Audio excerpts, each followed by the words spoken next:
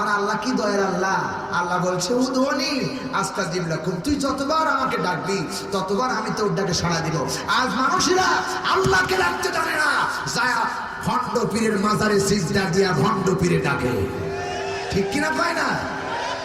আবার অনেক মানুষ আছে, আমার আবার বলেছিলেন মাওলানা সাইদি সাহেব, মানুষ যখন বেঁচে থাকে তখন মানুষ তার টাকার প্রয়োজন, টাকা দিল না।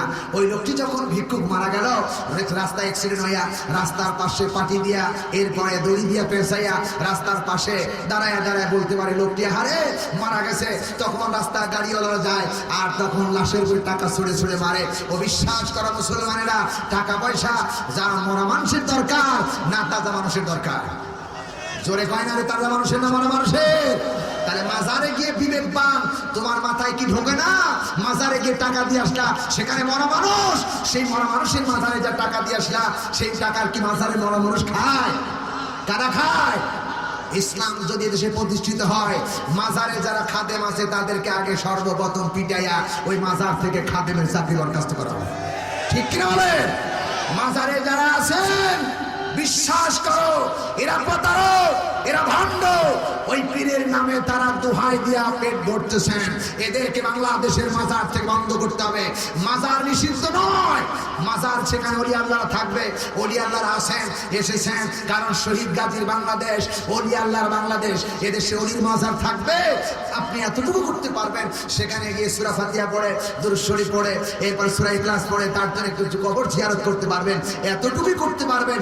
আল্লাহর কসম, মাজারে গিয়ে টাকা দেওয়া বেদাত, শিরক।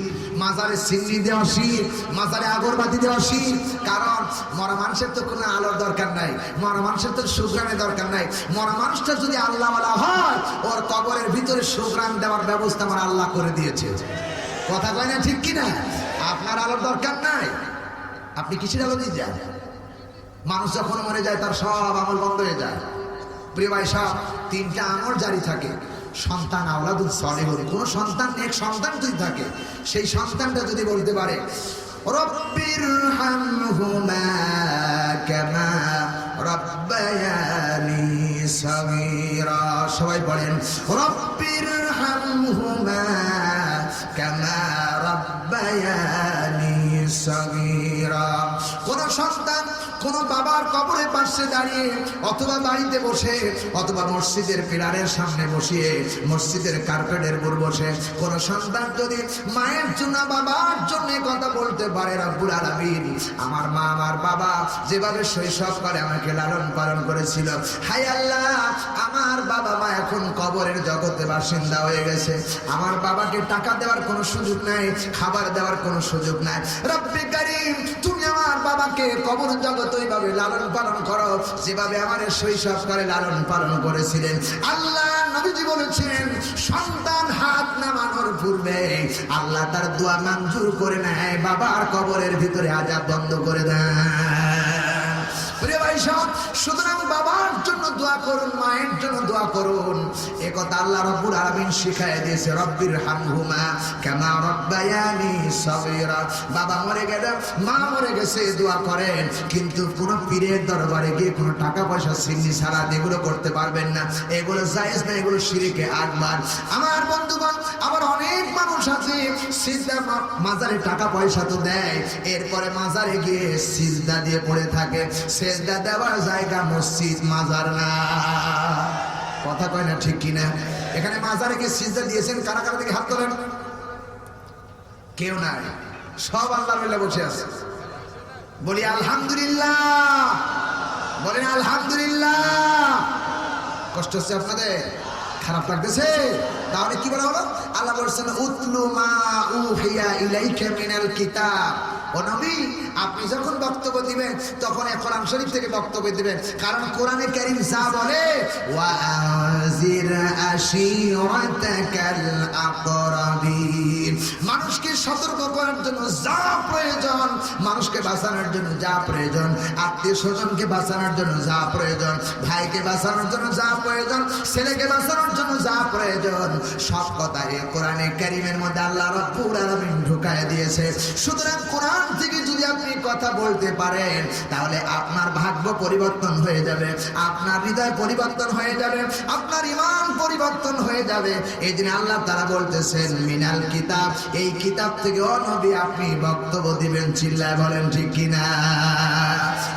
মাথা সেজদা অবনত করার জন্য কেবলমাত্র সেজদা মাথা অবনত করতে হবে তার কাছে যিনি আকাশ এবং জমিনের স্রষ্টা, চিল্লায় বলেন ঠিক কিনা। প্রিয় ভাই সব, সেদিন থেকে আইন পাশ হয়ে গেল। এরকম মাওলানা যদি বাংলার পার্লামেন্টে থাকে, আমার মনে হয় তেলের জারকিন আর চকির নিচে যাবে না। কথা কয় না ঠিক কিনা? চাউলের বস্তা কখনোই নদীর ভিতরে, পুষ্করের ভিতরে ডুবাইয়া দিবে না। আমার বন্ধুগণ, লক্ষ কোটি কোটি টাকা পাচার করে বিদেশে বাড়ি বানাবে না।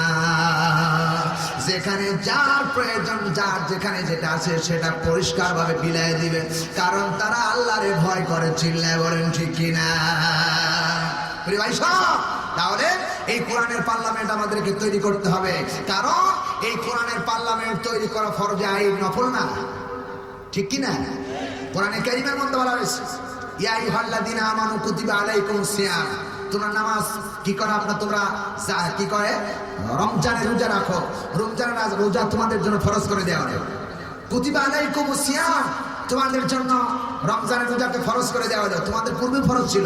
আল্লাহ এই কোরআনের মধ্যে বলছে কুতিবা আলাইকুমুল কিতাল, এরপরে তোমাদের কিতাল বলা হয়েছে, এরপরে বলা হয়েছে ইয়া আইয়ুহাল্লাযীনা আমানু, হে ঈমানদারেরা। এই কোরআন শরীফ প্রতিষ্ঠা করা, এই কোরআন শরীফ প্রতিষ্ঠা করার জন্য আল্লাহ তাআলা, এই দ্বীন প্রতিষ্ঠা করার জন্য আল্লাহ তাআলা কোরআন শরীফ মধ্যে সেভাবেই ভাষায় বলেছেন। সুবহানাল্লাহ বলতে পারেন নাই? এই জন্য কোরআন প্রতিষ্ঠা করা দরকার আছে না নাই? কোরআন প্রতিষ্ঠা করতে হবে। কোরআন প্রতিষ্ঠা করলেই শান্তি পাওয়া যাবে, তাছাড়া শান্তি কোথাও নাই। শান্তি আছে আল্লাহর কোরআনের আইনের মধ্যে, চিল্লায় বলেন ঠিক কিনা। তাহলে কোরআন সবচেয়ে দামি, এটাকে আমাদেরকে মেনে নিতে হবে কোরআনের পার্লামেন্ট হিসাবে। আল্লাহ তৌফিক দান করবেন, আল্লাহুম্মা আমিন। এরপরে আল্লাহ রাব্বুল আলামিন কোরআনে কারীমের ভিতরে স্পষ্ট ভাষায় বলেছেন এই কিতাবের নাম আমি আল্লাহ কিতাব দিলাম। কি কিতাব দিলাম? আল্লাহ তাআলা বলতেছেন আলিফ লাম রা, কিতাবুন আনজালনাহু ইলাইকা লিতুখরিজান নাসা মিনাজ-যুলুমাতি ইলান নূর। আল্লাহু আকবার। আল্লাহ তাআলা বলেন সূরা ইব্রাহিম 14 নম্বর সূরা 13 নম্বর পারা, প্রথম নাম্বার রুকুর প্রথম নাম্বার আয়াতের প্রথম অংশ বলছি। আল্লাহ রাব্বুল আলামিন বলেন আলিফ লাম রা, এটা কোরআনের একটা ভাষা, এটা কোরআনের একটা আয়াত। আলিফ লাম রা, এই কিতাবের ভিতরে আল্লাহ রাব্বুল আলামিন এমন কিছু আয়াত দিয়েছেন যে আয়াতগুলো আমি শাহাদাত হোসেন বাড়ির যত বড়ই জ্ঞানী হোক না কেন, যতই মুফাসসির হই না কেন, যতই বুঝি না কেন, আমার বন্ধুগণ, আমার জানা মতে আমার কোনো ইলম কালাম নাই, আল্লাহ যতটুকু বলায় ততটুকু আমি বলতে পারি। চিল্লা এখন ঠিক না ঠিক? তবে আমার জানা মতে এটা প্রমাণ হয়ে গেল এই কোরআনে কারীম বাংলা যদি কেউ পড়তে পড়তে ব্যাখ্যা, আমার বন্ধুগণ একটা সেন্টেন্স তৈরি করলাম, সেই সেন্টেন্স নিয়ে ব্যাখ্যা করতে শুরু করে গেল, সব ব্যাখ্যা করতে পারবে। কিন্তু কোরআনে কারীমের কিছু আয়াত আছে আলিফ লাম রা, আলিফ লাম মিম, আলিফ লাম রা, এরপরে মিম হা তা সিন, বিভিন্ন আয়াতে কারীমা আল্লাহ তাআলা কোরআন শরীফের ভিতর দিয়েছে, যার অর্থ পৃথিবীর কোন দার্শনিক, কোন বিজ্ঞান, কোন মুফাসসির জানে না। এটা আল্লাহর শ্রেষ্ঠত্ব, বড়ত্ব প্রমাণ করেছেন, ঠিক না বেটি? সব কিতাবের সব কিছু অর্থ করা যেতে পারে, কিন্তু আল্লাহর কোরআনের আলিফ লাম র এর ব্যাখ্যা করা কারো ক্ষমতা নাই। এই কিতাব আল্লাহ তাআলা পাঠিয়েছেন, সেই কিতাবের ভিতরে বলা হয়েছে, আল্লাহ তাআলা বলতেছেন কিতাবুন আনজালনাহু ইলাইকা লিতুখরিজান নাস। আল্লাহ তাআলা বলতেছেন কেন এই কিতাবটা আপনার উপরে নাজিল করলাম, লিতুখরিজান নাস, যাতে করে মানুষকে বের করে নিয়ে আসতে পারে মিনাল যুলুমাতি ইলান নূর, যত রকমের অন্ধকার আছে সব অন্ধকার থেকে আলোর রাস্তায় বের করে নিয়ে আসতে পারেন। এই জন্য আমি আল্লাহ রাব্বুল আলামিন কোরআনে কারীম 30 পারা নাজিল করেছি। আল্লাহু আকবার। যেখানে অন্ধকার সেখানে আলো আছে না নাই? যেখানে আলো সেখানে অন্ধকার, যেখানে আলো সেখানে অন্ধকার, যেখানে হক সেখানেই বাতিল। এই বাতিলকে বলা হয় অন্ধকার। সেটা শিরকের অন্ধকার, বেদাতের অন্ধকার, জুলুমের অন্ধকার, জাহিলিয়াতের অন্ধকার। সব অন্ধকার থেকে মানুষকে যেন সত্যের দিকে টেনে টেনে বের করে নিয়ে আসতে পারে। এই জন্য আল্লাহ রাব্বুল আলামিন কোরআনে কারীমকে আল্লাহ পাঠিয়েছেন কিতাব হিসাবে। জোরে বলুন সুবহানাল্লাহ। এরপরে আল্লাহ রাব্বুল আলামিন বলেছেন এই কিতাবটাকে আমি আল্লাহ রাব্বুল আলামিন এমন কিতাব হিসাবে দুনিয়াতে পাঠিয়েছি। আর এরপরে কি তুমি জবাব দিয়ে দাও, তোমার নামটা কেন কিতাব হয়ে গেল? আল্লাহ রাব্বুল আলামিন কোরআনে কারীমের মধ্যে বলতেছেন, আল্লাহ তাআলা বলতেছেন, কি বললেন? উতলু মা উহিয়া ইলাইকা মিনাল কিতাবি ওয়া আকিমিস সালাত। আল্লাহ রাব্বুল আলামিন কোরআনে কারীমের ভিতরে আয়াত পাশ করলেন আর বলে দিলেন, ও নবী আপনাকে কিতাব দিলাম, আপনি যখন জাতির সামনে কথা বলবেন আমার এই কোরআনের ওহীর বিধান দিয়ে জাতির সামনে কথা বলবেন। ঠিক কি না বলেন? কে বলতেছেন? উতলু মা উহিয়া ইলাইকা মিনাল কিতাব। ও নবী আপনি যখন কথা বলবেন জাতির সামনে, আপনি যখন বক্তব্য দিবেন, আপনি যখন কথা বলবেন আল্লাহর এই 30 পারা কোরআন দিয়ে মানুষকে কেন নসিহত করবেন? চিল্লা বলেন ঠিক না ভাই? ঠিক। আমার বন্ধুগণ, আজ বাংলাদেশে অনেক কিস্সা কাহিনী হয়, আছে না নাই? সাপের কেচ্ছা হয়, এরপরে হরিণের কেচ্ছা হয়, এরপরে বিভিন্নভাবে পীর মুরিদি হয়, বিভিন্ন পর্যায়ের কথা হয়। কিন্তু আল্লাহ তাআলা বলতেছেন কি, ও নবী আপনি যখন কথা বলবেন তখন আল্লাহর কোরআন দিয়ে কথা বলবেন। চিল্লায় বলেন ঠিক কিনা? আমার দেশের জিকিরের কথা কোরআন শরীফে আছে না নাই? জিকিরের কথা কোরআন শরীফে আছে না নাই? কোরআন শরীফে জিকিরের কথা আছে। আল্লাহ তাআলা বলেন ইয়া আইয়ুহাল্লাযীনা আমানু যিকুরুল্লাহা যিকরান কাসীরা। আল্লাহ বলছে হে নবী আপনি বলেন যে বান্দা যেন আল্লাহর জিকির করে, আল্লাহর বেশি বেশি জিকির করে। ওয়াসাব্বিহুহু বুকরাতা ওয়া আসিলা। আল্লাহর কোরআনের জিকিরের কথা বললেন। জিকিরের শব্দ হলো 4টা। কয়টা জিকিরের শব্দ? কয়টা জিকিরের শব্দ আল্লাহ দিয়েছেন? সুবহানাল্লাহ, আলহামদুলিল্লাহ, আল্লাহু আকবার, লা ইলাহা ইল্লাল্লাহ। এই 4টা জিকির। কিন্তু আমার দেশের অনেক তাফসীর মাহফিলে, অনেক কোরআনের মাহফিলে জিকিরের নামে ফাজলামি চলে। ইয়ালি বাবা, কানি বাবা, শানি বাবা, গামজা বাবা, ন্যাংটা বাবা। কথা কয় না ঠিক কিনা? জোরে বলেন ঠিক কিনা? আমরা বক্তব্য দিতেছি কি থেকে? কোরআন থেকে। আল্লাহ রাব্বুল আলামিন এখানে শেষ করেন নাই। আল্লাহ রাব্বুল আলামিন বলেছেন, ও নবী এই কিতাব থেকে কেন আপনি কোরআনে কারীম কেন বক্তব্য দিবেন? আল্লাহ তাআলা বলতেছেন ইয়াসিন ওয়াল কুরআনিল হাকীম। মানুষ যখন বিজ্ঞান হয়, কোন বিজ্ঞানের ক্ষমতা নাই বিজ্ঞানী করতে পারে। আল্লাহ তাআলা এই 30 পারা কোরআনে কারীম হলো বিজ্ঞান। এই বিজ্ঞানময় কোরআনের শপথ আল্লাহ শপথ করেছেন বিজ্ঞানময় কোরআনের। এই কোরআনের মধ্যে এত বিজ্ঞানী কথা আছে, এত তথ্য আছে যা পৃথিবীর অন্য কোনো কিতাবের মধ্যে নাই।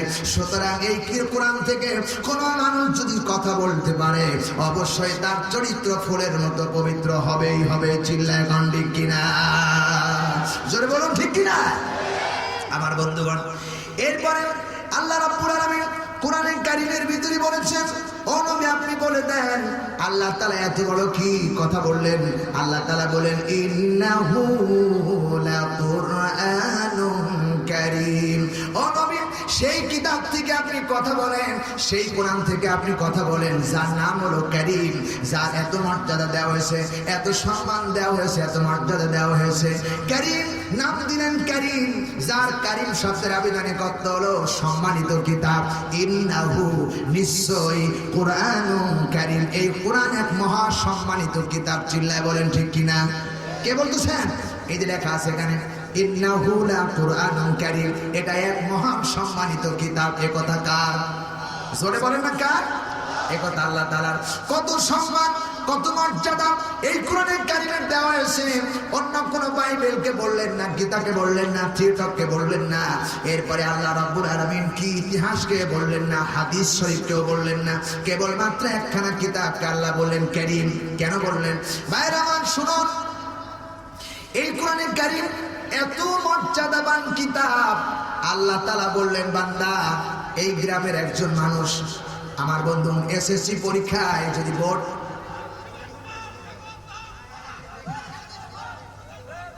লিল্লাহে